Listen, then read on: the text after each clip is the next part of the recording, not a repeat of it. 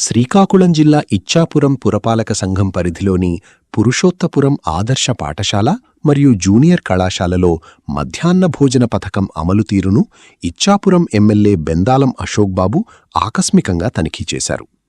రాష్ట్ర విద్యాశాఖ మంత్రి నారా లోకేష్ ఆదేశాల మేరకు ఈ తనిఖీ నిర్వహించినట్లు ఎమ్మెల్యే తెలిపారు. ఈ సందర్భంగా ఆయన విద్యార్థులతో కలిసి స్వయంగా క్యూలైన్లో నిలబడి భోజనం తీసుకుని వారితో కలిసి భోజనం చేశారు. అనంతరం విద్యార్థులతో మాట్లాడిన ఎమ్మెల్యే ప్రతి విద్యార్థి పాఠశాలలోనే మధ్యాహ్న భోజనం చేసేలా నిర్వాహకులు, ప్రధానోపాధ్యాయులు మరియు విద్యా కమిటీ చైర్మన్లు చర్యలు తీసుకోవాలని సూచించారు. భోజనం చేయని కొంతమంది విద్యార్థులను కారణాలు అడిగి తెలుసుకున్నారు.